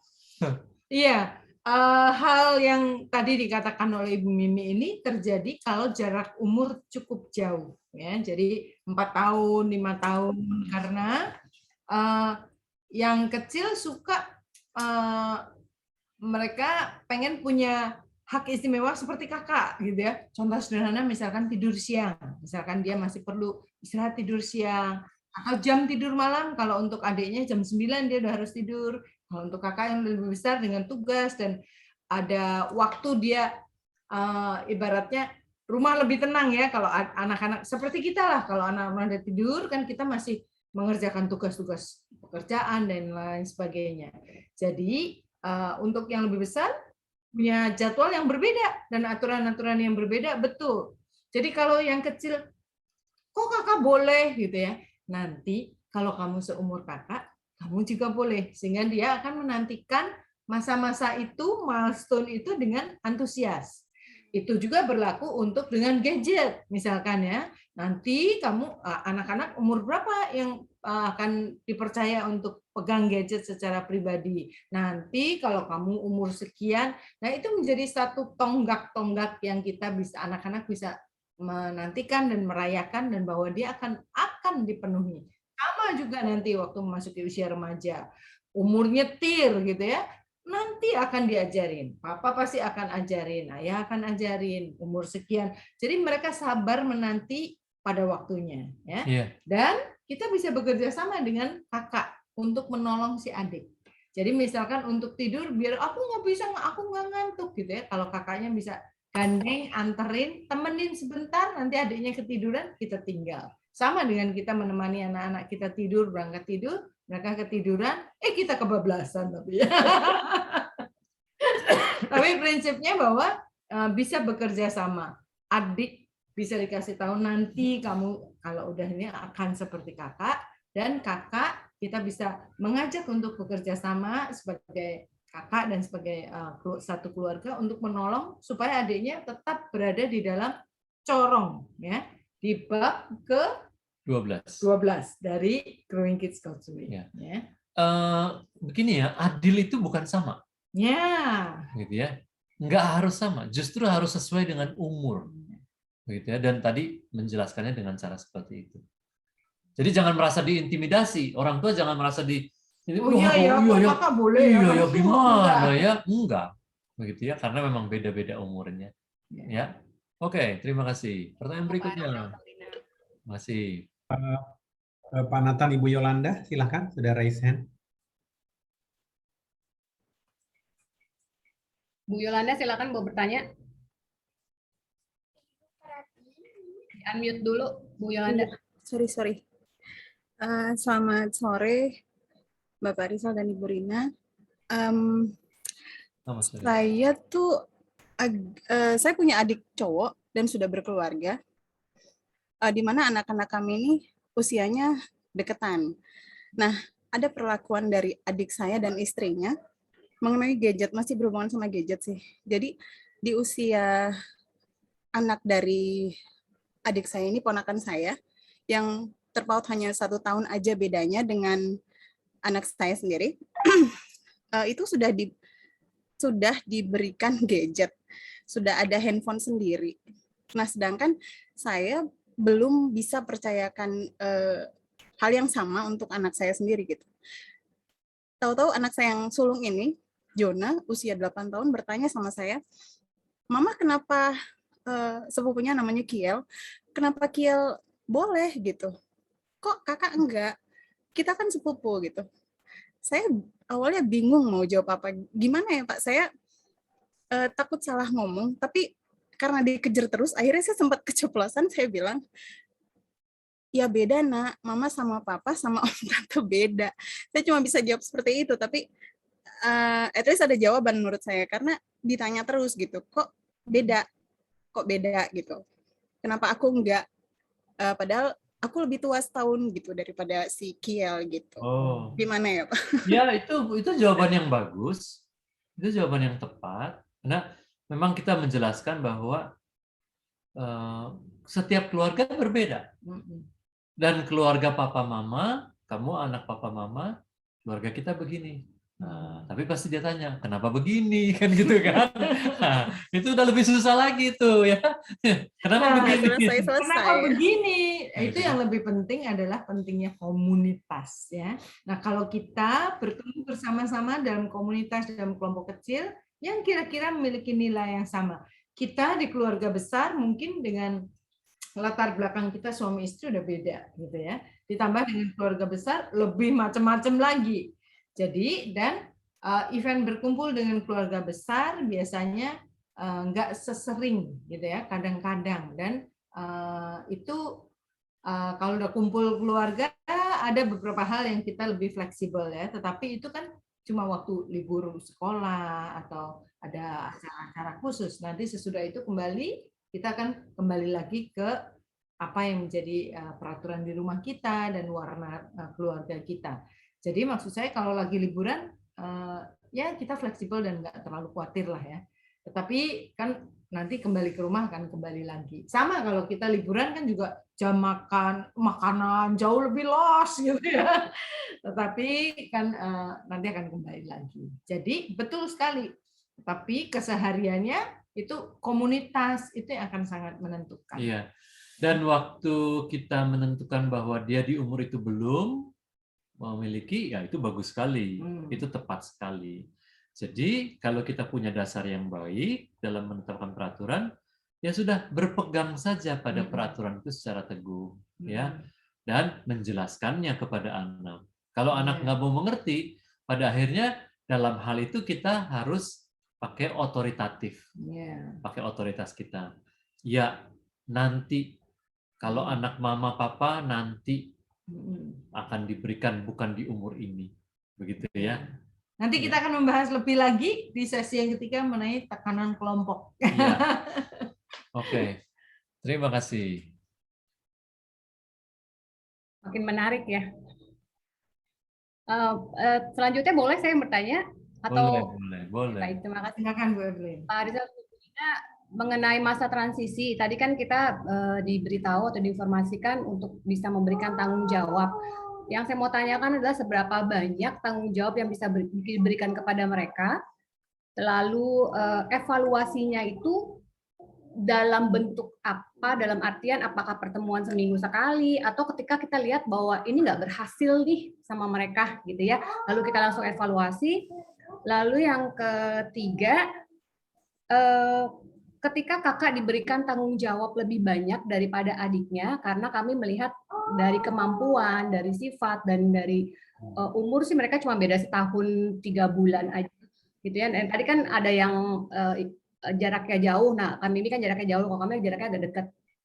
Nah, itu bagaimana mengatasi dalam tanda kutip kesenjangan tugas gitu yang kami berikan kepada kakak beradik ini. Terima kasih. Ya, terima kasih Bu Elvin. Pertanyaannya bagus sekali ya mengenai seberapa banyak tanggung jawab yang diberikan dan kesenjangan dalam tanda kutip gitu ya. Nah, mengenai tanggung jawab apa yang kita mulai latihkan?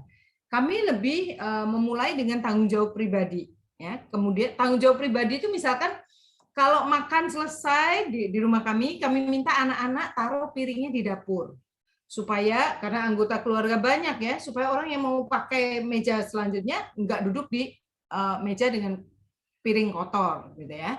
Waktu itu mereka belum mencuci sendiri karena masih umur 8 gitu, masih belum prigel gitu ya, belum dilatih. Atau kalau baju kotor mereka taruh di keranjang ya. Handuk kami minta jemur di tempat rak handuk yang kena matahari ya. Itu adalah hal pribadi karena apa? Itu hal yang mereka pakai gitu ya. Nah, kemudian waktu mereka bertumbuh lebih besar, kami berikan tugas juga untuk sebagai anggota keluarga yang nanti mempersiapkan seperti kita punya tanggung jawab untuk lingkungan kita, komunitas kita, di gereja, lingkungan secara sosial. Nah, tanggung jawab dalam keluarga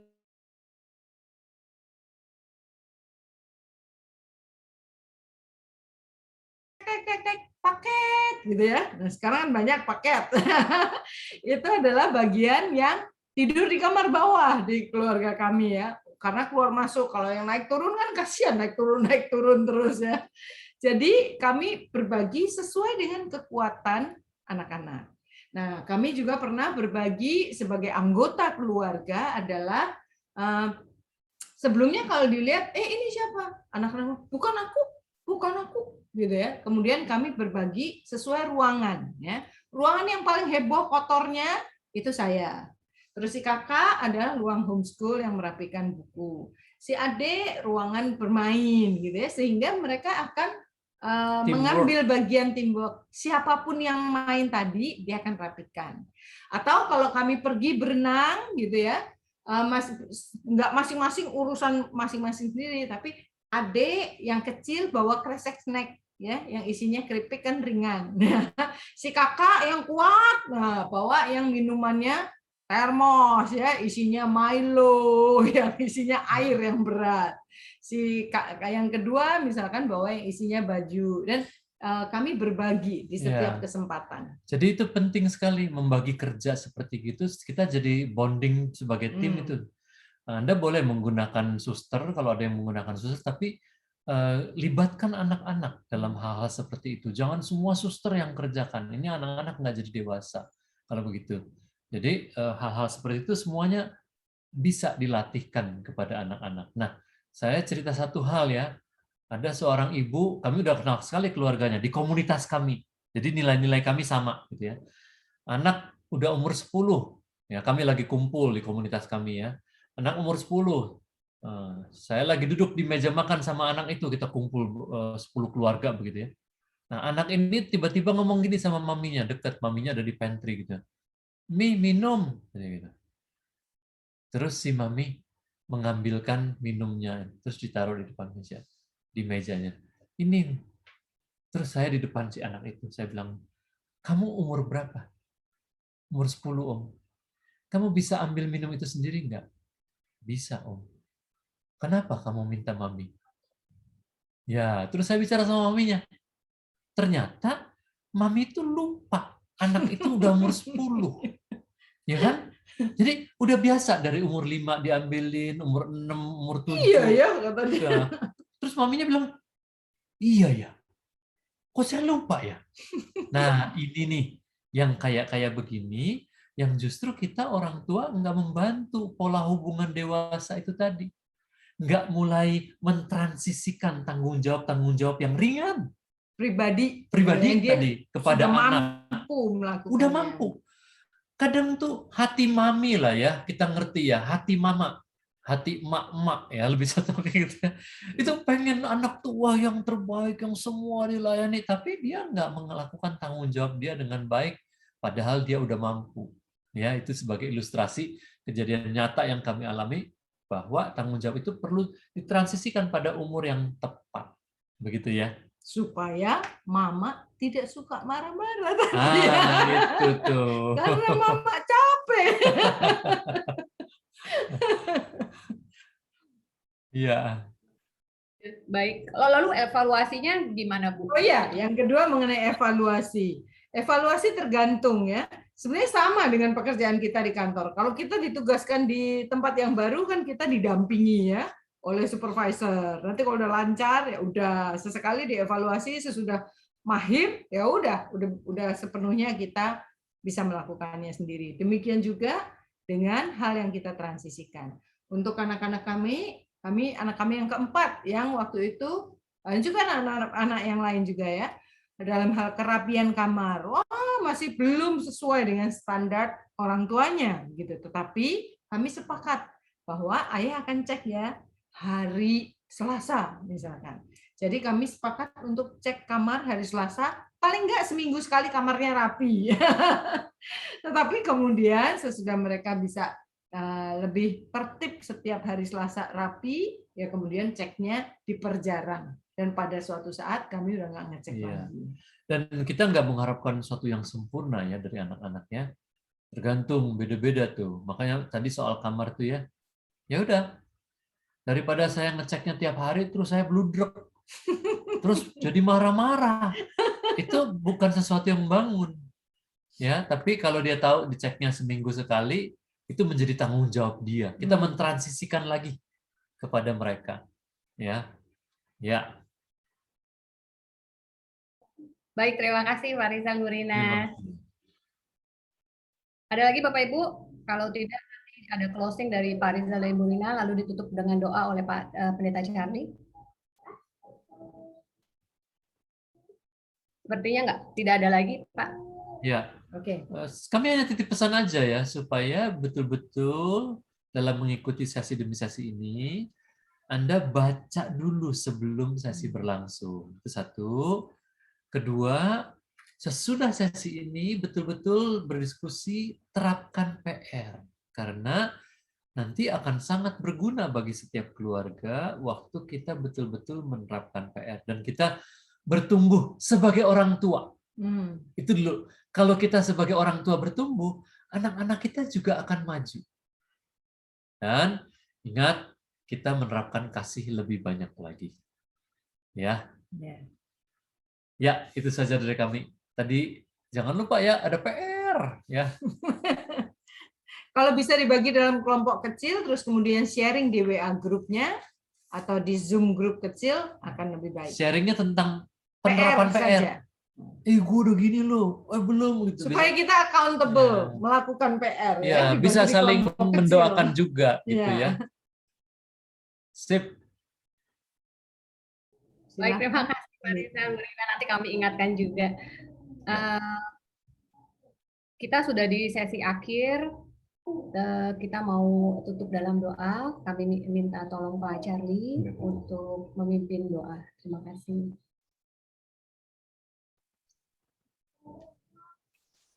Ya baik, parents sekalian, jangan lupa PR-nya. Ini maksudnya Pak Rizal sama Bu Rina supaya kita jadi mahasiswa mandiri. Ya, semangat untuk kita semua. Terima kasih Pak Rizal sama Bu Rina. Baik, mari kita bersatu di dalam doa. Di dalam Kristus kami sungguh bersyukur untuk setiap pembelajaran yang boleh terjadi pada sisi hari ini. Dan kiranya kami menjadi parents yang bukan hanya pandai secara kognitif, tetapi kami juga pandai untuk dapat mengaplikasikannya di dalam keseharian bersama dengan buah hati kami. Kami yakin Tuhan yang akan tetap tolong kami supaya kami menjadi parents yang sungguh-sungguh bukan hanya mengetahui, mengerti, tetapi kami memahami dengan baik bagaimana tumbuh dan kembang buah hati kami. Terima kasih untuk Pak Rizal dan Ibu Rina sebagai alat Tuhan di dalam memfasilitasi kami. Kiranya Tuhan tetap berkati kesehatan mereka di tengah keluarga dan setiap pelayanan yang Tuhan percayakan. Dan ketika kami nanti berjumpa di sesi selanjutnya, biarlah sukacita, kegembiraan itu juga boleh ada bersama dengan kami, supaya antusiasme kami dalam belajar untuk mengembangkan apa yang bisa kami kerjakan sebagai tanggung jawab, sebagai orang tua di hadapan Tuhan. Dan ketika kami akan berpisah satu dengan yang lain, Tuhan berkati kami, Tuhan yang tetap pelihara kami, terutama kesehatan kami di tengah-tengah masa pandemi ini. Dan perjumpakan kami di dalam sesi selanjutnya, dan kiranya damai sejahtera Tuhan boleh tetap beserta dengan kami. Di dalam nama Tuhan Yesus Kristus, Sang Pemilik kehidupan, kami berdoa. Amin. Amin. Terima kasih. Terima kasih Bapak Ibu semua. Terima kasih. Kita mau foto dulu sebentar, boleh? Yuk, silakan buka kameranya. Ada sekitar 1000 halaman kayaknya nih, jadi mau Cukup satu halaman aja. Cukup satu halaman, Pak. Bapak Tulus, Bu Arta, Bu Elfrida, Bu Ine, Pak Humphrey, silakan jika berkenan buka kameranya.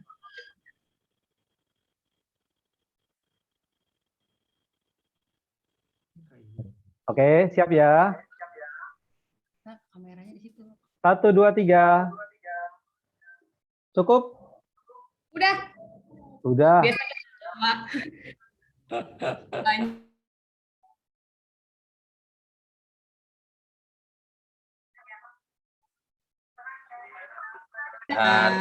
God bless.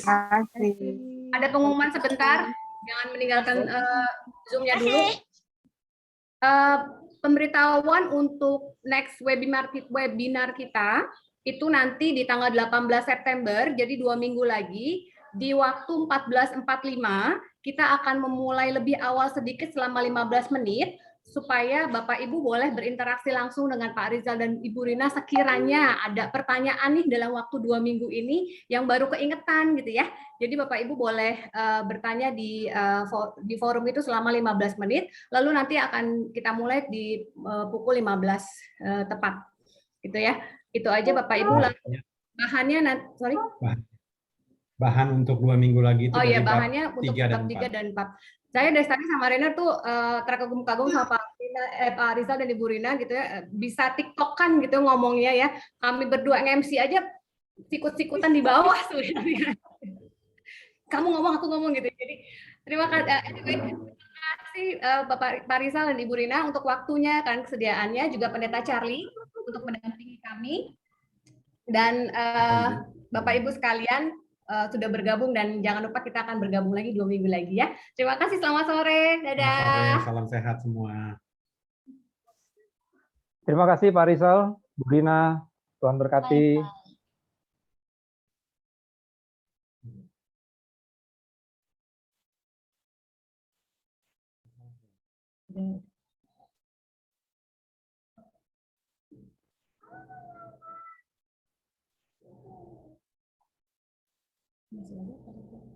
Oh, yang teman kita ya.